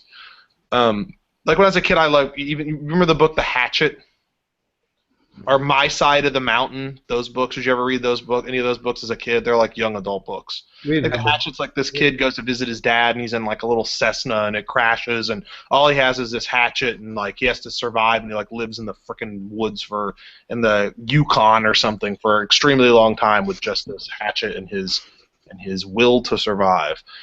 Even things like like I read the Hunger Games. You know what book I remember? Book I remember about that? Oh god, now I'm gonna have to Google it again. There was a book about this guy that this guy hires him to like the Deadlands or the Death Valley, basically, to go hunting or something. And the guy accidentally shoots and kills some hermit that lives out there in the middle of nowhere, and then the kid, this like 17 or 18-year-old kid, says that we need back into town and tell him that this happened. And then the guy's like, no, it's just like nobody cares about it. He's just a hermit or whatever. And so then the kid's like, no, we need to go back. And then the guy actually like knocks him out or something like that. And then then he starts hunting the kid, and this like 18-year-old kid, and like God, what was it? And like he starts, and so it becomes like this. I gotta find the book here. Hold on. What did you say, Brady? It's called Deliverance. It was great. It's called Janitor the Story. The what? I was saying it's called Deliverance. Oh, Deliverance? No. Now that is the redneck apocalypse. Yeah, we didn't talk about that one.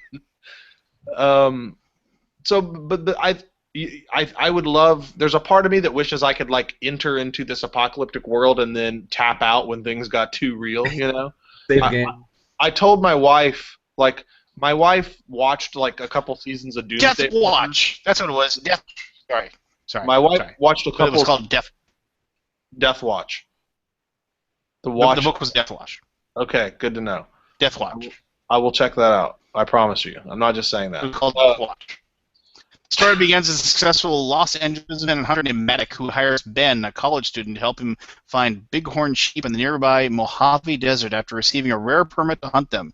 Ben has experience working in the desert, and he is studying to be a geologist, but he is also low on money, so he accepts. Things take a deadly turn when Medic accidentally shoots an old prospector. Matt doesn't want to report the shooting, but Ben insists that they must. Medic threatens Ben with his rifle and orbles Ben to strip down to his shorts, then leaves him in the desert to die of exposure. Trying to report, Ben went insane, shot the prospector, and wandered off in the desert alone. Matic is certain Ben cannot survive, as they are in the hot desert 45 miles from the nearest highway. But just to make sure, he watches Ben from distance using the scope on his rifle, and then so on and so forth. So it would be amazing if you were just reading the book and like we were too polite to interrupt you. And just It would be. I was going to actually say, and this is weird, the whole idea of the Prolixonomicon was the idea that the other people wouldn't be able to talk. You were once again being very kind and allowing them to talk. So I really like these guys. Kind of like you wouldn't. Well, it's just because they're going to make you a game and you want them to make you money. I like them. I was just saying today to Nick, I was like, we just want to just start seeing if these guys want to play test more so we can just cut through the you don't know what you're talking about whenever we ask you for feedback. Like it's a thing you have to do when you play games with people who don't understand games. And then they're like, oh no, like I just kind of wish like, man, like like maybe there was like more funner. Like, all right, funner is not a word. Nice. And secondly, what do you mean by what would you do? What would you like to see to make the game more fun? Well, like I don't know, just like more stuff, like more like things. Like, all right, cool. You're utterly useless, and then that person will inspire, and it's like contagious idiocy. Yeah, stuff. I want stuff. Yeah, like what if there was like a die and like you rolled it and like that's how many Capri Suns you only had for that turn, and like every time you drank a Capri Sun, like so there's one guy that's like really vague and then this other guy's like super specific on a tangent that makes no sense. So like you drink these Capri Suns, right? And it's like when you're a kid, like you got like cherry and watermelon, and like the watermelon gives you more hit points, and cherry makes you faster, and then the other guy's like, yeah, stuff. Like, you encounter this kind of stuff, so it's irritating. But so I told my wife. So my wife started watching Doom. We're gonna wrap up in a minute, but so my wife started watching Doomsday Preppers, and then suddenly I started noticing things like cases of water hid in closets in our house and things like that. So she was slowly but surely applying some of this. Well, if something bad happens, what's the worst that can happen if we had some extra bottles of water in the house? And then I told her, I was like, well, what would you do if Walking Dead happened? And she's like, oh, well, we would be a family. And I'm like, okay, that is not going to keep us alive at all. We would be a family. If they say if zombies are real, the first thing you do is you move to the top floor of your house and you invest in a ladder and all of the stairs because zombies can't climb. Listen to what my wife says. So I say, well, she's like, what do you think we would do? And I said, well, we'd hole up here for as long as we could, and then eventually we'd probably have to leave. And she goes, well, we'd bring the cats, right? And I go, we'd probably have to eat the cats. And then she said, and I quote, no, I would rather not eat the cats and all of us die together as a family. And I said, you would let our daughter die. You would let me and our daughter die for a cat that's only got like 4 years left to live that would gladly feast on our corpses the moment we expire. Like, are you freaking serious? But that's what they say. That's what they say. One of the things, the whole thing with cats is dogs. They say like the difference between cat owners and dog owners. And then the thing is the most cat owners, when I tell this, they say, oh, that sounds cool, is that if you, for some reason, were ever shrunk down to being 6 inches tall, your dog would still listen to you and do what you tell him to do or her to do. Cat would play with you and then eat you. That's the difference between dogs and cats. Yep.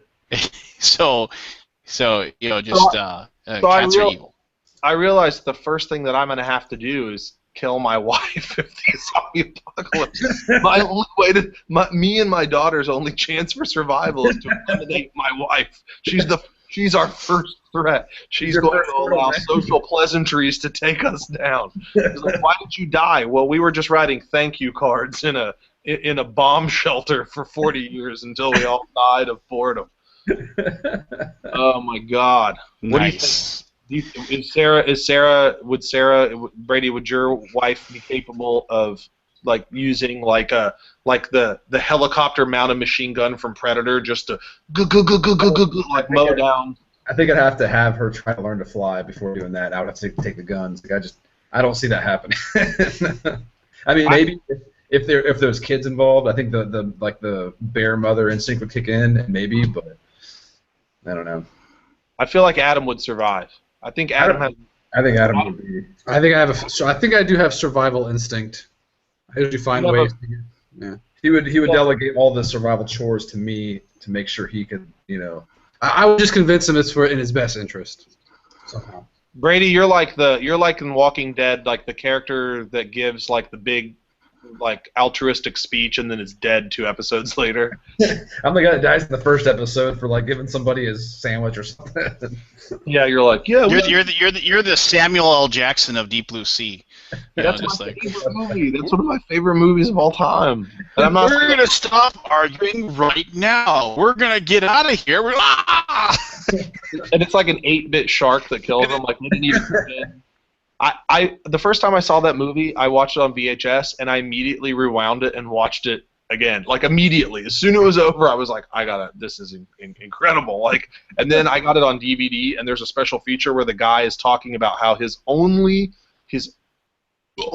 goal in life, his only goal for like a decade was to make that movie.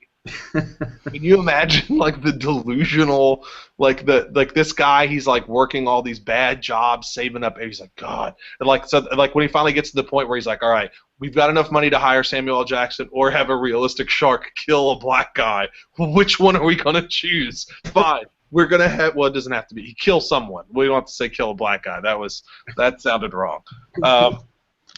So yeah, he didn't have the money for the shark. I'm gonna stop talking now for a second. I think you've said enough. So anyway, yeah.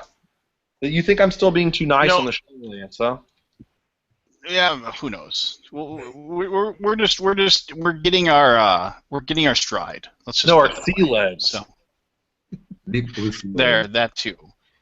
I think a lot of it comes down to is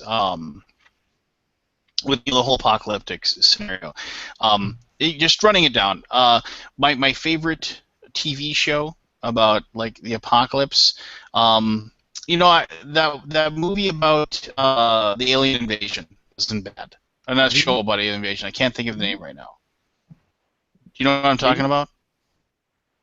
No, not V. The one that is it over now? It was like 2 or 3. What is it about? I can't Falling remember. Skies or whatever. Falling Skies. So I thought that was pretty good. I enjoyed that as far as Like my favorite. Ever. What? I said Falling Skies sounds like the worst emo metal band name ever. It's like actually a pretty good. cloud with Red Hills.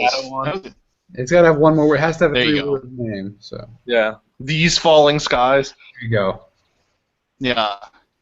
Like a random color, No, Under Falling but, Skies. That's the name. Under. Oh, that's good actually. Just like a cloud with eyeliner. What is Brady doing?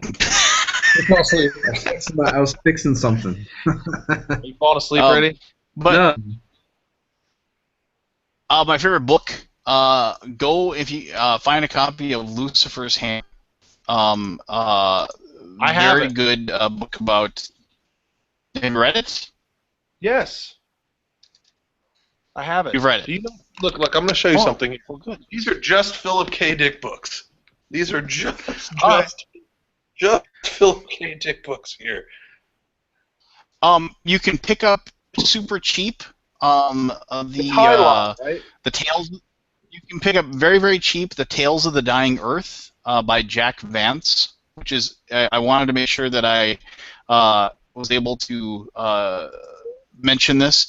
Very, very dry, sarcastic view of the idea of the Earth dying, and written in classic pulp novel fashion in the 1950s. There were he wrote like 6 or 7 short stories about the dying Earth, and it was a very cool idea. One of the big things about it was like all these people knew that the Earth was going to end during their lifetime, and so there was this weird why would you ever have children kind of weird thing, and just kind of it was ahead of its time, honestly. It definitely does show its age now. If you read it now, you'll kind of go, what? This stuff, but it's interesting stuff. I mean, as far as like I said, way its time to read it. My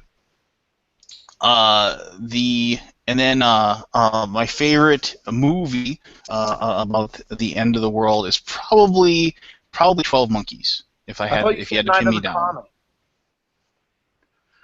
What? You don't remember Night of the Comet? No, I didn't. You don't remember I remember Night of the Comet.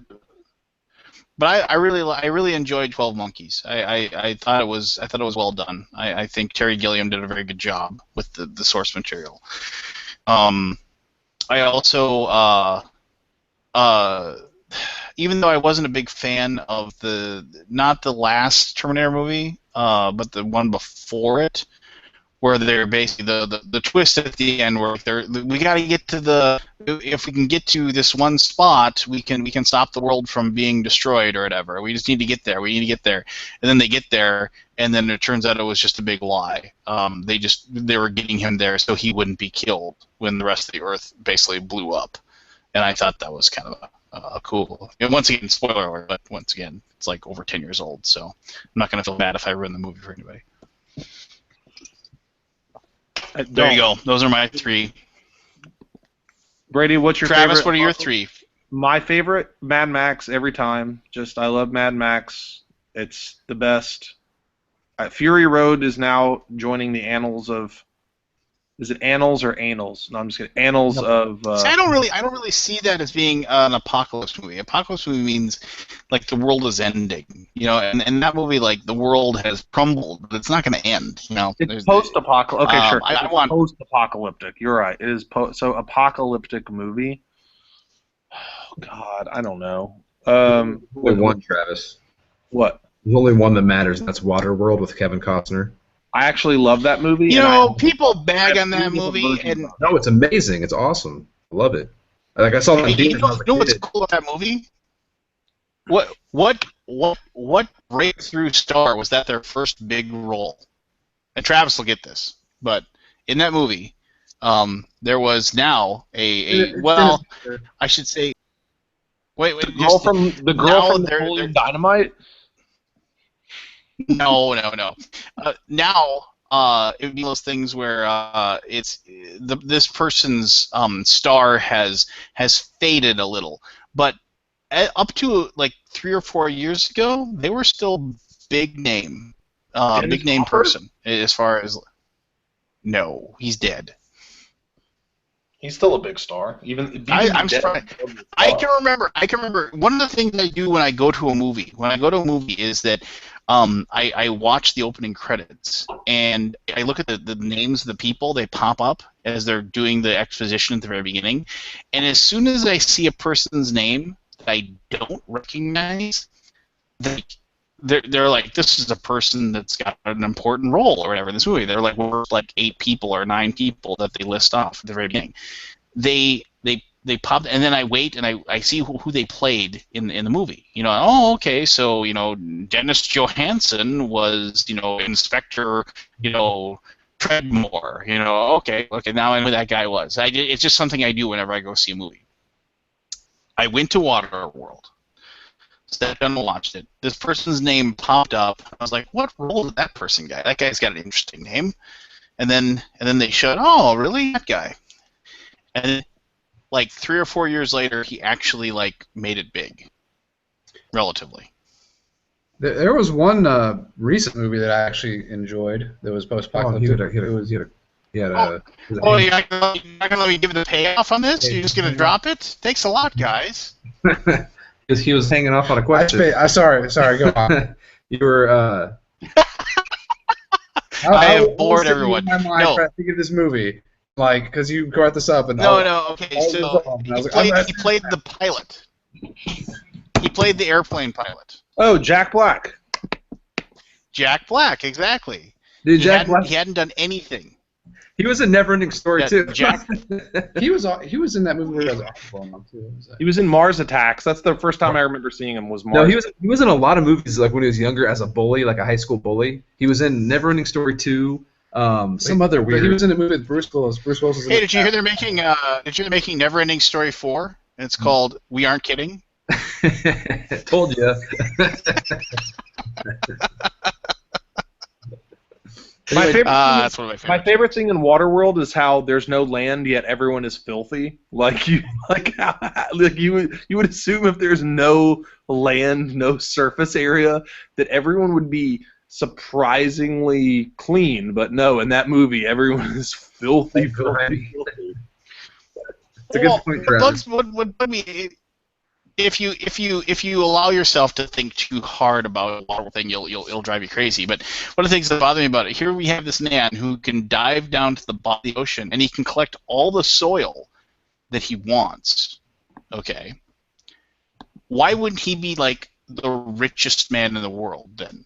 why wouldn't he just continue doing that? And like, because that was his big thing. He's like bringing all these like relics and everything up, to the surface. And wouldn't you just have you like basically almost like a theoretically like a kingdom, as far as like everything that he has? I don't know. I genuinely like the movie Waterworld. Like I'm not saying ironically. No, I love it. Yeah, me too. I mean, I don't have anything that's remotely ironic about it because I saw it in theaters and it's still one of the best like movie memories I've had when I was a kid. I loved it. It was very innovative for its time, I think. It's obviously lacking and ridiculous in some aspects, but I genuinely think it's a cool movie. I mean, it's Mad Max with boats. I mean, that's what it is. It's one of those movies that everybody like. It's because it's got Kevin Costner in it. It became cool to bag on it, Well, it was the great. I think it was the biggest loss per against the cost of the movie. The movie cost something like $30 million to make, and it only made like $3 million in theaters or something crazy. Actually, you would be incorrect because the movie has eventually made back its return. Because of playing on home rental sales and. But originally, that's where that whole thing started, right? Like that's like some like assy comment that started opening week or something. So. Well, the big thing was they made a giant island, and it kept sinking on them. That was like the big thing that they were like always constantly having the problem with. Had a budget of $172 million, not including marketing and distribution costs, for a total outlay of $235 million.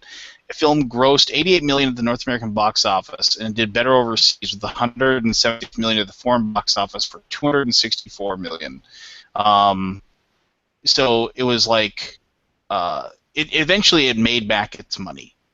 Slowly but surely it pulled that off. But yes, it became known as just this glut of just over expenditure and what have you. So on a final note, like you said, I actually really enjoyed it.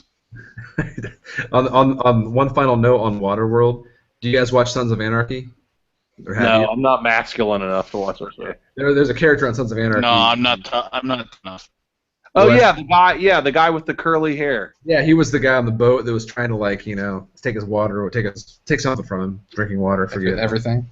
What's that? Trying to rob him? Yeah, trying to rob him. Yeah. So that's the note too. Let's wrap this up. I can see Adam has the worst case of resting bitch face I've ever seen. So I just have that. That's why it's called resting bitch face. You're not really a bitch. You just have resting bitch face. Brady is. Well, I mean, they're not cool like you that sleep to their computer on their tummies while kicking their feet up behind them like little schoolgirls. So. I felt like it was very fitting for the apocalyptic theme that I lay on my belly like I'm in the Babysitters Club while we talk about it. What do you guys do at the end of the world? Yeah. I would like.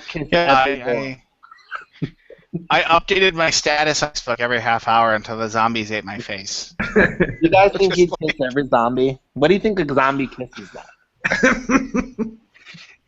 I want to kiss one that has. I want to know who decided that was the voice of every self-absorbed female teenager. Oh my gosh! Oh jeez. Who decided that? I was an Anglophile. I just dated British girls for years when I lived in New York because I don't know why. I guess I thought it was. I think I know why. Well, I think I did it because I could have what I as a redneck American could consider a cultural exchange with no real language barrier. So I'm like, wow, look how sophisticated I am in this very low maintenance type of way. But they would constantly mock American women, and they go, oh my God, like that voice, and then they would turn around in their British accent and go, oh my God, like just in a higher, like higher register. Oh my God, did you do that? All right. We will let's wrap this up, Lance, so these guys can go watch TV and that's fine. Wake up at 11 a.m. tomorrow. Hey, I have a rest there. What'd you say, Brady? I have a 3-year-old. Don't worry, I'll be up first thing in the morning. That's true. Thankfully, my wife has the baby monitor. I leave for Origins tomorrow, so I'm actually going to be sharing a bed with the guy who made the game Forge War for 4 days. So. Good luck with that. Yeah, I know. Well, he's kind of cute. Tell that guy his game's amazing, and I've been working on his review for a while. It's just I haven't had any time to do it. So, but tell him that that game's awesome. Well, okay. So I think the overlying feeling here is that the whole idea of the apocalypse is kind of neat to think about, but it's just it's probably going to happen in our lifetimes. And it's kind of silly to even think about it. Honestly, I quote George Carlin when he always would say that people are trying to save the Earth, and it's just like the Earth isn't going anywhere. We are, which I always love that line. The idea that we as human beings are so magnanimous that we're actually going to save a rock that has been floating in outer space for hundreds of millions of years. I think it is accurate. What's his face? The Stephen Hawking, didn't he just say 6 months ago that the Earth was we were gonna destroy ourselves, it's coming? Didn't he give some doom and gloom response? I remember reading about it or whatever. You don't follow him on Twitter? I think he said something along the lines of that, the human race has maybe 250 years left or something like that. Is what his idea that we would not so much that we would be destroyed by a meteor, but we would knock ourselves out of existence through our messing with science or the things that we do. And which is extremely unappreciative from a guy who was supposed to die 2 years after he was diagnosed with ALS and has outlived every other human being on the planet that has the same disease as him. And he's revered as a genius and has a sustainable life in spite of his horrifically debilitating illness. He's these accommodations will be, these exact things will be the death of us. How dare you, Stephen Hawking? Well, I mean, it's one of those things where it's kind of neat that whereas he's declared himself an atheist, he is a strange. He has mentioned on a few occasions that he believes that it's well possible that there was an impetus of a divine power or something beyond our kin that may have gotten the ball of existence rolling. It's just that it's so far beyond our understanding that it's just ridiculous to even discuss it. But he is of the opinion that yes, the human race does not have much left. I think he said something along the lines of that we shouldn't be messing around with trying to find other alien races, because of the fact that if they actually ever did know we existed, I mean, the first reaction for them would be to destroy us. It would be inherently the idea, and that artificial intelligence would be a moment if we were able to create it, but it would likely destroy us if we actually ever figured out how to do it. So he's very grim and negative, but also brilliant. So there you go. Once again, I've left us on a down note again. I'm sorry. That's okay. You had to, now I'm gonna have to go do an ALS ice bucket challenge tomorrow just to feel better about myself. Well, no, I just want to thank first of all, both the Sadler brothers for Descent 2.0. I was a huge fan of the first edition, and the second edition I did a review of it a long time ago, obviously, but it definitely cleared up a lot of the issues with the bookkeeping issues of 1.0. And I've always wanted to ask, and I'm going to ask one question about gaming, and then I'll let you guys go. How much, if anything, did the abomination that is 4th edition Dungeons and Dragons inspire you with Descent 2.0? Actually, Only a couple things, right? Like I mean, we only played a few sessions of 4th edition. I honestly I liked 4th edition not as a role-playing game. I liked it as a miniatures game because that's what it was. It was a miniature skirmish game, and it was a very clean design, but it was just there's too much structure for a role-playing game. So I think the only thing that inspired me for Descent was the heroic feats, like the daily powers or whatever. You know, like you flip the hero sheet over and you can do one cool thing per session. But that's kind of been other games too. So. No, that's exactly what I was wondering. So there you go. Oh, there you go. And the cards too. But thanks for the game, and thanks for coming on. I appreciate it. All right, no problem. Yeah, thanks for having us on. It was 6 hours. It wasn't as bad as you thought it would be, right? We like to think of this as the DMV equivalent of a podcast. You're sitting in line waiting forever at the DMV. So this is totally true. I mean, maybe you guys know this now. My brother lives in Las Vegas. There are people that their job, what they do during the day, is go wait in line for other people. Like literally, like I have to go to the DMV and get my new license, but the line is like 4 hours long. You will hire somebody, you'll pay them like $80, and they'll go sit there and stand in line until like they're like 20 minutes away from like the front, or half an hour away, or whatever you tell them, and they'll call you, and then you drive over, you go take your spot in line. That is the sign of the apocalypse, if ever there was one. Well, I mean that's neat though. I mean it's just like it services a need, obviously, but no. So we'll be back in a couple. We'll be back in a couple weeks, right?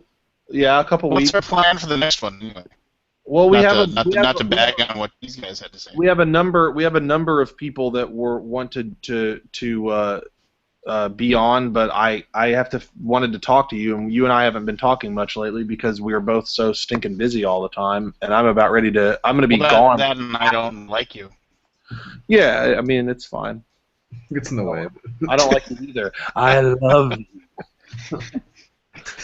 So, we'll be back soon. We'll be back in a couple weeks with another guest. I'm sure I'll come away from Origins convincing more people to do this sadistic, masochistic endeavor than these poor schlubs that we've got on tonight. They're gonna go and do their nightly twin routine of putting baby oil on each other, falling asleep in one sleeping bag. That way you're all slippery when you the inside of that sleeping bag's got to just reek at this point, don't you think? Yeah. You just shoot out. That should be your next band, Womb Reenactment. I told you about our sitcom Womb Mates. We're still working on that. Yeah, Womb Mates. There you go. There should be, there's like Civil War reenactors. There should be birth reenactors. Baby oil on sleeping bags. Just like a bunch of guys have a bunch of sleeping bags painted like uteruses, and they're just birthing themselves. That sounds. We'll get on that. Sounds awful. All right, I'm gonna go. I gotta get some sleep too. So thanks everyone for watching. Lance, you're the best. Sadler Brothers, you're also the best. I'll see you guys when I get back. I'd just like to say I am personally upset that that Adam Sadler did not join us. I was told, and Tom Brady and Adam Sadler took no part in the episode whatsoever. So I'm actually a little upset. But I'm a little let down for the whole world. I told him to come in looking like little Nicky with his hair all combed over and stuff. But that's how I look. There you go. Like a mix between Little Nicky and John Hamm. John. Who, me? nice. Yeah. It's like, what if Little Nick, this season on Mad Men, Little Nicky from the movie Little Nicky joined. Has there ever been an actor who has joined the cast as another actor, or as another character he played, like outside of the context of a normal show? It's just like this season on what's the show? I can't think of one show. This season on Walking Dead, William Adama from Battlestar Galactica joins the cast as William Adama, the horribly acne-scarred admiral, the last hope of mankind. It was never happy, ever. Yeah. All right, boys. Is very weird. It's got like a metal chest. Anyway, all right, let's call it in, and I'll talk about a man's chest. Will be the last thing I say. Have a good time, Origins, Travis. Guys. All right. Yeah. Bye bye. Thanks, guys. We're gonna.